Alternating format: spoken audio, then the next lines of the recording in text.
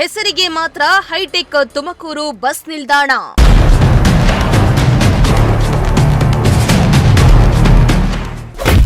Tumakuru bus ನಿಲ್ದಾಣದಲ್ಲಿ ಸಾಲು ಸಾಲು ಸಮಸ್ಯೆಗಳು.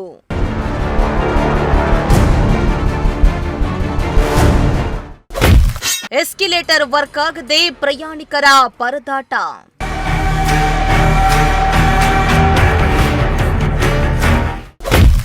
ಸಾಲು ಸಾಲು ವರದಿಯಾದ್ರೂ ಸಮಸ್ಯೆ ಮಾತ್ರ ಬಗೆಹರಿತಿಲ್ಲ.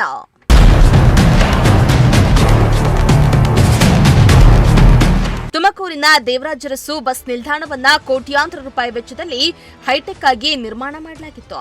ಆದ್ರೆ ಈ ಬಸ್ ನಿಲ್ದಾಣ ಹೆಸರಿಗೆ ಮಾತ್ರ ಹೈಟೆಕ್ ಬಸ್ ನಿಲ್ದಾಣ. ಆದ್ರೆ ಇಲ್ಲಿ ಮಾತ್ರ ಸಾಲು ಸಾಲು ಸಮಸ್ಯೆಗಳಿದ್ದು ಪ್ರಯಾಣಿಕರ ಗೋಳು ಹೇಳತಿರದಾಗಿದೆ. ಹೌದು, ತುಮಕೂರು ಬಸ್ ನಿಲ್ದಾಣದಲ್ಲಿ ಸಾಲು ಸಾಲು ಸಮಸ್ಯೆಗಳು ತಾಂಡವಾಡ್ತಾ ಇದ್ದು, ಬಸ್ ನಿಲ್ದಾಣದಲ್ಲಿ ಸ್ವಚ್ಛತೆ ಜೊತೆಗೆ ಮೂಲಭೂತ ಸೌಕರ್ಯವಿಲ್ಲದೆ ಸಾವಿರಾರು ಜನ ಪ್ರಯಾಣಿಕರು ಪರದಾಡುವಂತಾಗಿದೆ.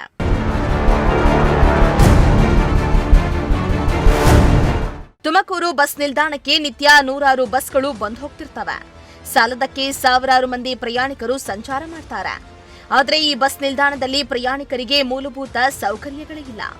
ಈ ಬಸ್ ನಿಲ್ದಾಣದಲ್ಲಿ ಕುಡಿಯುವ ನೀರಿನ ಘಟಕಗಳೇನೋ ಇವೆ, ಆದರೆ ನೀರಿನ ಘಟಕಗಳು ಸರಿಯಾಗಿ ಕಾರ್ಯನಿರ್ವಹಿಸ್ತಾ ಇಲ್ಲ. ಈ ಬಗ್ಗೆ ಪ್ರಜಾಶಕ್ತಿ ಟಿವಿ ಸಾಲು ಸಾಲು ವರದಿಯನ್ನ ಮಾಡಿದೆ. ಆದರೆ ಈವರೆಗೂ ನೀರಿನ ಘಟಕವನ್ನ ಸರಿ ಮಾಡುವ ಕೆಲಸ ಮಾತ್ರ ಮಾಡ್ತಾ ಇಲ್ಲ. ಇನ್ನು ಇತ್ತ ಬಸ್ ನಿಲ್ದಾಣದಲ್ಲಿ ಕಸದ ಡಬ್ಬಗಳಿದ್ದು ಅವುಗಳು ಸರಿಯಾದ ಜಾಗದಲ್ಲಿಲ್ಲ. ಇದರಿಂದ ಚಿಕ್ಕ ಮಕ್ಕಳು ಓಡಾಡ್ತಾ ಇರಬೇಕಾದ್ರೆ ಏನಾದರೂ ಕಸದ ಡಬ್ಬಗಳು ಮಕ್ಕಳ ಮೇಲೆ ಬಿದ್ರೆ ಯಾರು ಹೊಣೆ ಎನ್ನುವಂತಾಗಿದೆ. ಇನ್ನೊಂದು ಕಡೆ ವಾರದಲ್ಲಿ ಒಂದು ದಿನ ಎಸ್ಕಲೇಟರ್ಗಳು ಕೆಲಸ ಮಾಡಿದ್ರೆ ಇನ್ನು ಮಿಕ್ಕ ದಿನವೆಲ್ಲ ಕೆಟ್ಟು ನಿಲ್ತವೆ. ಸದ್ಯ ಇವೆಲ್ಲವೂ ಕೂಡ ಬಸ್ ನಿಲ್ದಾಣಕ್ಕೆ ಬರುವ ಪ್ರಯಾಣಿಕರಿಗೆ ತೊಂದರೆ ಕೊಡ್ತಾ ಇದ್ದು, ಆದಷ್ಟು ಬೇಗ ಈ ಸಮಸ್ಯೆಯನ್ನ ಬಗೆಹರಿಸಬೇಕೆಂದು ಸಾರ್ವಜನಿಕರು ಒತ್ತಾಯಿಸಿದ್ದಾರೆ. ತುಮಕೂರಿನ ಕೆಎಸ್ಆರ್ಟಿಸಿ ಬಸ್ ನಿಲ್ದಾಣ ನಿಜಕ್ಕೂ ಕೂಡ ಸಮಸ್ಯೆಗಳ ಆಗ್ರ ಆಗಿದೆ ಅಂದ್ರೆ ತಪ್ಪಾಗೋದಿಲ್ಲ. ಈ ಮಾತನ್ನು ನಾನು ಯಾಕಪ್ಪ ಹೇಳ್ತಾ ಇದ್ದೀನಿ ಅಂತಂದ್ರೆ, ದಿನನಿತ್ಯವೂ ಕೂಡ ಇಲ್ಲಿ ಸಾವಿರಾರು ಜನ ಪ್ರಯಾಣಿಕರು ಬರ್ತಾರೆ, ಸಾವಿರಾರು ಜನ ವಿದ್ಯಾರ್ಥಿಗಳು ಬರ್ತಾರೆ. ಆದ್ರೆ ಸರಿಯಾಗಿ ಸಿಗಬೇಕಾದಂತಹ ಮೂಲಭೂತ ಸೌಕರ್ಯಗಳೇ ಇಲ್ಲಿ ಈ ಬಸ್ ನಿಲ್ದಾಣದಲ್ಲಿ ಇಲ್ಲ. ಈ ಮಾತನ್ನ ಹೇಳೋಕ್ಕಿಂತ ಮುಂಚೆ ನಾನು ನಿಮಗೆ ದೃಶ್ಯಗಳಲ್ಲಿ ತೋರಿಸ್ತಾ ಹೋಗ್ತೀನಿ. ಮೊನ್ನೆ ಅಷ್ಟೇ ನಾವು ಇದಕ್ಕೆ ಸಂಬಂಧಪಟ್ಟ ಹಾಗೆ ಈ ಕೆಎಸ್ಆರ್ಟಿಸಿ ಬಸ್ ನಿಲ್ದಾಣದಲ್ಲಿ ಸರಿಯಾದ ಕುಡಿಯುವ ನೀರಿನ ವ್ಯವಸ್ಥೆ ಇಲ್ಲ ಅಂತ ಹೇಳಿ ಒಂದು ಸುದ್ದಿಯನ್ನು ಕೂಡ ಬಿತ್ತನೆ ಮಾಡಿದ್ವಿ. ಇಲ್ಲಿ ಏನೀಗ ಕುಡಿಯುವ ನೀರಿನ ಘಟಕ ಇದೆ, ಆದ್ರೆ ಘಟಕ ಸರಿಯಾಗಿ ಕಾರ್ಯನಿರ್ವಹಿಸ್ತಾ ಇಲ್ಲ.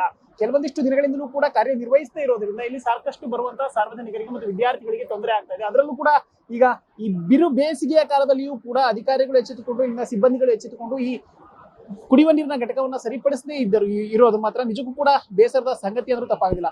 ಈಗ ದೃಶ್ಯಗಳಲ್ಲಿ ಗಮನಿಸ್ತಾ ಇದ್ದೀರಿ, ಕಳೆದ ಬಾರಿ ನಾವು ವರದಿ ಮಾಡಿದಾಗ್ಲೂ ಕೂಡ ಇದೇ ರೀತಿಯಾಗಿ ಘಟಕ ಇತ್ತು, ಆದ್ರೆ ಈ ಬಾರಿಯೂ ಕೂಡ ಇದೇ ರೀತಿಯಾಗಿದೆ. ಈ ಬಿರು ಬೇಸಿಗೆಯ ಬಿಸಿಲಲ್ಲೂ ಕೂಡ ಸಾಕಷ್ಟು ಜನ ಪ್ರಯಾಣಿಕರು ಓಡಾಡುವಂತ ಈ ಬಸ್ ನಿಲ್ದಾಣದಲ್ಲಿ ಈ ರೀತಿಯ ನಿರ್ಲಕ್ಷ್ಯತನವನ್ನ ಅಧಿಕಾರಿಗಳು ಯಾಕೆ ತೋರಿಸ್ತಾ ಇದ್ದಾರೆ ಅನ್ನೋದು ಗೊತ್ತಾಗ್ತಿಲ್ಲ. ಇನ್ನೊಂದು ಈ ಸಮಸ್ಯೆಯನ್ನ ತೋರಿಸೋದಾದ್ರೆ, ನೀವೀಗ ಇಲ್ಲಿ ಈ ಕಸದ ಡಸ್ಟ್ಬಿನ್ ಅನ್ನ ಏನ್ ನೋಡ್ತಾ ಇದ್ದೀರಿ, ಇದು ನಿಜಕ್ಕೂ ಕೂಡ ಇಲ್ಲಿ ಏನ್ ಈ ಡಸ್ಟ್ಬಿನ್ ಇದೆ ಇದಕ್ಕೆ ಅಟ್ಯಾಚ್ ಮಾಡಬೇಕಾಗಿರುತ್ತೆ.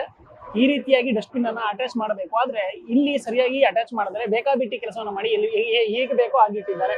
ಇದು ಸಾಕಷ್ಟು ತೂಕ ಇರುವಂತಹ ವಸ್ತು. ಇದು ಸ್ಟೀಲ್ ನಿಂದ ಮಾಡುವಂತಹ ವಸ್ತು. ಯಾರಾದ್ರೂ ಚಿಕ್ಕ ಪುಟ್ಟ ಮಕ್ಕಳು ಓಡಾಡ್ಬೇಕಾದ್ರೆ ಏನಾದ್ರು ಎಳೆದು ಅವ್ರ ಮೇಲೆ ಬಿದ್ದು ಅಕಸ್ಮಾತ್ ಏನಾದ್ರು ಅಚಾತುರ್ಯ ಆಯ್ತು ಅಂದ್ರೆ ಇದಕ್ಕೆಲ್ಲ ಹೊಣೆ ಯಾರಾಗ್ತಾರೆ? ನೀವು ಎಲ್ಲಾ ಕಡೆ ನೋಡ್ತಾ ಹೋಗ್ಬೋದು. ಅದು ನಿಜಕ್ಕೂ ಕೂಡ ಎಲ್ಲಿಯೂ ಕೂಡ ಅದನ್ನ ಸರಿಯಾಗಿ ಅಳವಡಿಸಿಲ್ಲ, ಸರಿಯಾಗಿ ಅದನ್ನ ಫಿಕ್ಸ್ ಮಾಡಿಲ್ಲ. ಇದು ನಿಜಕ್ಕೂ ಕೂಡ ಈ ರೀತಿಯಾಗಿ ಹಳ್ಳಾಡುತ್ತೆ. ಯಾರಾದ್ರೂ ಕೂಡ ಚಿಕ್ಕ ಪುಟ್ಟ ಮಕ್ಕಳು ಓಡಾಡ್ಬೇಕಾದ್ರೆ ಬೀಳಿಸಿದ್ರೆ ಇದಕ್ಕೆಲ್ಲ ಹೊಣೆ ಯಾರಾಗ್ತಾರೆ? ಅವ್ರ ಮೇಲೆ ಬಿದ್ರೆ ಹೊಣೆ ಯಾರಾಗ್ತಾರೆ? ಇನ್ನೊಂದು ವಿಷಯ ಏನಪ್ಪಾ ಅಂತಂದ್ರೆ, ಇಲ್ಲಿ ಸದ್ಯಕ್ಕೆ ಡಸ್ಟ್ಬಿನ್ ಆದ್ರೂ ಇದೆ, ಆದ್ರೆ ಆ ಭಾಗದಲ್ಲಿ ನೋಡೋದಾದ್ರೆ ನಿಜಕ್ಕೂ ಕೂಡ ಅಲ್ಲಿ ಡಸ್ಟ್ಬಿನ್ ಹಾಕೋದಕ್ಕೆ ಜಾಗ ಮಾತ್ರ ಬಿಟ್ಟಿದ್ದಾರೆ, ಆದ್ರೆ ಅಲ್ಲಿ ಡಸ್ಟ್ಬಿನ್ ಇಲ್ಲ. ಅದು ನೀವು ನೋಡ್ತಾ ಇರೋದು ಡಸ್ಟ್ಬಿನ್ ಇಡೋದಕ್ಕೆ ಅಂತಾನೆ ಪ್ರತ್ಯೇಕವಾಗಿ ಗುರುತಿಸಿರುವಂತ ಜಾಗ. ಸದ್ಯಕ್ಕೆ ಅಲ್ಲಿ ಡಸ್ಟ್ಬಿನ್ ಇಲ್ಲ, ಅದರಿಂದಲೂ ಕೂಡ ಸಾಕಷ್ಟು ತೊಂದರೆ ಆಗ್ತಾ ಇರುವಂತದ್ದು. ಇನ್ನು ಒಂದು ಕಡೆ ಕುಡಿಯುವ ನೀರಿನ ಸಮಸ್ಯೆ ಆದ್ರೆ, ಇನ್ನೊಂದು ಕಡೆ ಈ ರೀತಿಯಾಗಿ ಚಿಕ್ಕ ಪುಟ್ಟ ತಪ್ಪುಗಳಿಂದ ಅಧಿಕಾರಿಗಳು ಬೇಜವಾಬ್ದಾರಿತನವನ್ನು ತೋರಿಸ್ತಾ ಇದ್ದಾರೆ. ಮತ್ತೊಂದು ಕಡೆ ಇಲ್ಲಿ ಎಸ್ಕಲೇಟರ್ ಏನಿದೆ, ಎಸ್ಕಲೇಟರ್ ಸರಿಯಾಗಿ ಕಾರ್ಯವನ್ನ ನಿರ್ವಹಿಸ್ತಾ ಇಲ್ಲ. ಒಂದು ದಿನ ಕಾರ್ಯನಿರ್ವಹಿಸಿದ್ರೆ ಮತ್ತೊಂದು ದಿನ, ಮತ್ತೆರಡು ದಿನ, ಒಂದು ವಾರ ಅದು ಕಾರ್ಯವನ್ನೇ ನಿರ್ವಹಿಸೋದಿಲ್ಲ. ಇದರಿಂದ ಪ್ರತಿದಿನ ನೂರಾರು ಜನ ವಿದ್ಯಾರ್ಥಿಗಳು, ಸಾವಿರಾರು ಜನರು ಓಡಾಡುವಂತ ಈ ಜಾಗ ಏನಾಗ್ತಾ ಇದೆ ಅನ್ನೋದು ನಿಜಕ್ಕೂ ಕೂಡ ನಮಗೆ ಅನುಮಾನವಾಗಿ ಕಾಡ್ತಾ ಇದೆ.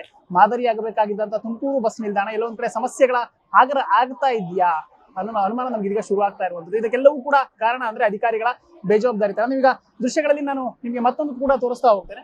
ಇಲ್ಲಿ ಪ್ರತಿನಿತ್ಯವೂ ಕೂಡ ಸಾವಿರಾರು ಜನ ಓಡಾಡೋದ್ರಲ್ಲಿ ಯಾವುದೇ ಅನುಮಾನ ಇಲ್ಲ.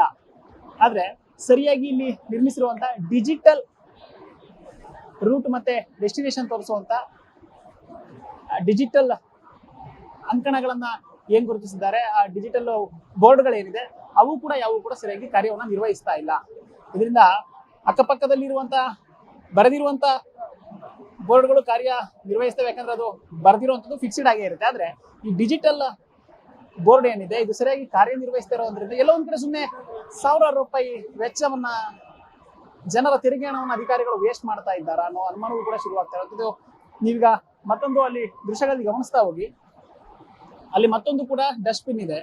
ಅದರ ಸ್ಥಿತಿಯನ್ನು ನೋಡೋದಾದ್ರೆ ಒಂದು ಕಲ್ಲು ಆಧಾರವಾಗಿ ಇಟ್ಟು ಆ ಕಲ್ಲಿನ ಸಹಾಯದಿಂದ ಆ ಡಸ್ಟ್ಬಿನ್ ಅನ್ನ ಅಲ್ಲಿ ನಿಲ್ಲಿಸಲಾಗಿದೆ. ಒಂದು ಫಿಕ್ಸ್ ಜಾಗ ಇಲ್ಲ, ಯಾವುದೇ ರೀತಿಯ ನಟ್ ಬೋಲ್ಟ್ ಆಗಿ ಅದನ್ನ ಟೈಟ್ ಮಾಡಿಲ್ಲ. ಅಕಸ್ಮಾತ್ ಚಿಕ್ಕ ಮಕ್ಕಳ ಮೇಲೆ, ವಯೋವೃದ್ಧರ ಮೇಲೆ ಮುಟ್ಟಿದಾಗ ಬಿದ್ರೆ ಇದೆಲ್ಲವೂ ಕೂಡ ನಿಜಕ್ಕೂ ಸಮಸ್ಯೆಯೇ ಅಲ್ವಾ? ಇನ್ನು ಆ ಮೆಟ್ಟಿಲುಗಳು ಸರಿಯಾಗಿ ವರ್ಕ್ ಆಗ್ತಾ ಇಲ್ಲ, ಎಸ್ಕಲೇಟರ್ ವರ್ಕ್ ಆಗ್ತಾ ಇಲ್ಲ, ಇದೆಲ್ಲರಿಂದಲೂ ಕೂಡ ತೊಂದರೆ ಆಗ್ತಾ ಇದೆ. ತುಮಕೂರು ದೇವರಾಜ ಅರಸು KSRTC ಬಸ್ ನಿಲ್ದಾಣ ರಾಜ್ಯಕ್ಕೆ ಮಾದರಿ ಆಗಬೇಕಾಗಿತ್ತು. ಆದ್ರೆ ನಿರ್ಮಾಣ ಆಗಿ ಕೆಲವೇ ದಿನಗಳಲ್ಲಿ ಈ ರೀತಿಯ ಸ್ಥಿತಿಯನ್ನು ತಲುಪಿರೋದು ನಿಜಕ್ಕೂ ಕೂಡ ಬೇಸರದ ಸಂಗತಿ ಅಂದ್ರೆ ತಪ್ಪಾಗ್ಲಿಕ್ಕಿಲ್ಲ. ಇನ್ನಾದ್ರೂ ಕೂಡ ಸಂಬಂಧಪಟ್ಟಂತ ಅಧಿಕಾರಿಗಳು ಎಚ್ಚೆತ್ತುಕೊಂಡು ಎಲ್ಲ ಸಮಸ್ಯೆಯನ್ನ ಬಗೆಹರಿಸಿ ಸಾರ್ವಜನಿಕರಿಗೆ ಹಾಗೂ ವಿದ್ಯಾರ್ಥಿಗಳಿಗೆ ಬರುವಂತ ಪ್ರಯಾಣಿಕರಿಗೆ ಅನುಕೂಲ ಮಾಡಿಕೊಡ್ತಾರಾ ಇಲ್ವಾ ಅನ್ನೋದನ್ನ ಕಾದು ನೋಡಬೇಕಾಗಿದೆ. ಕ್ಯಾಮರಾ ಪರ್ಸನ್ ಸಂಜಯ್ ಜೊತೆ ಪುನೀತ್, ಪ್ರಜಾಶಕ್ತಿ ಟಿವಿ, ತುಮಕೂರು.